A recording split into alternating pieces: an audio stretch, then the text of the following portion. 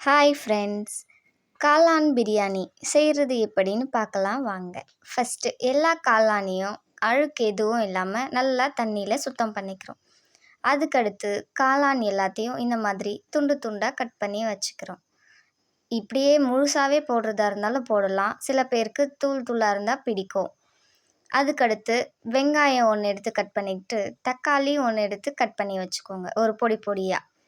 இப்போ ஒரு பிளேட்டில் காளான், அதுக்கப்புறம் நம்ம கட் பண்ணி வச்ச வெங்காயம், தக்காளி, கருவேப்பிலை தேவையான அளவு எடுத்து வச்சுக்கோங்க.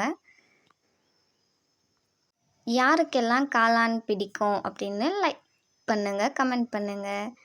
அதுக்கடுத்து குக்கரில் தேவையான அளவு எண்ணெய் ஊற்றிக்கோங்க. அது லைட்டாக காஞ்சி வந்ததுமே தேவையான அளவு கடுகு போட்டுக்கிறோம். கடுகு பொரித்து வர டைமில் கருவேப்பிலை கொத்து சேர்த்துட்டு வெங்காயம் போடும்போதே தேவையான அளவு கிராம்பும் சேர்த்துக்கலாம். சேர்க்குறவங்க சேர்த்துக்கலாம், இது ஆப்ஷனல் தான். அதுக்கடுத்து வெங்காயம் போட்டதுமே நல்லா வதக்கிக்கோங்க. அது நிறையவும் வதங்கக்கூடாது, கொஞ்சம் பொன்னிறம் வர அளவுக்கு வதக்கிக்கோங்க. அதுக்கடுத்து வீட்டிலே நம்ம இயற்கையாக ரெடி பண்ண இஞ்சி பூண்டு பேஸ்ட் அதை கொஞ்சம் போட்டுக்கோங்க. அதுக்கடுத்து இந்த மசாலாவோடு அது அடி பிடிக்காமல் இருக்கிறதுக்காக உப்பு லைட்டாக சேர்த்துக்கணும்.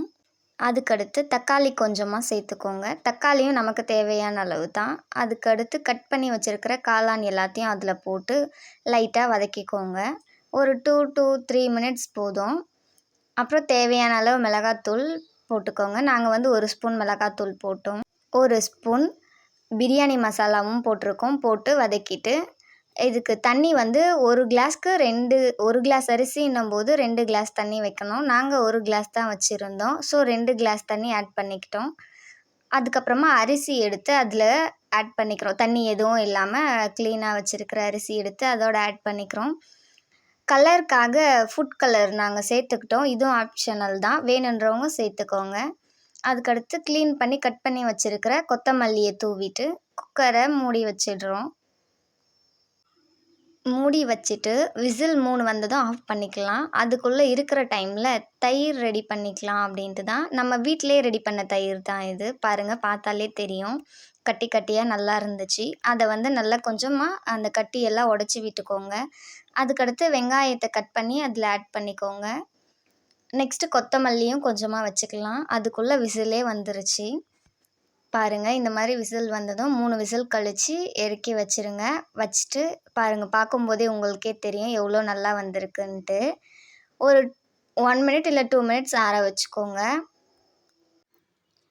பாருங்கள் எவ்வளோ நல்லா வந்திருக்குன்ட்டு. பக்கத்து வீட்டில் இருக்கிறவங்களுக்கு கொடுக்கறதுக்காக ஒரு பாக்ஸ்லேயும் பேக் பண்ணியாச்சு. நீங்களும் இந்த மாதிரி செஞ்சு பக்கத்து வீட்டில் இருக்கிறவங்களோட ஷேர் பண்ணி சாப்பிட்ருந்தா கமெண்ட்டில் சொல்லுங்கள். இது போல் இன்னும் நிறைய தகவல்கள் தெரிஞ்சுக்கிறதுக்கு நம்ம சேனலை லைக் பண்ணுங்கள், சப்ஸ்கிரைப் பண்ணுங்கள். வேறு என்ன சமையல் உங்களுக்கு வேணும்னு சொல்லி கமெண்ட் பண்ணுங்கள், அதையும் நாங்கள் செஞ்சு காமிக்கிறோம். எல்லாரும் இதே போல் வீட்டிலையே சமைச்சு சாப்பிடுங்க. நம்ம கடையில் சாப்பிட்றது அவ்வளோவா ஹெல்த்தியான ஃபுட்டாகவும் இருக்காது. இப்படி நேச்சராக நம்மளே செஞ்சு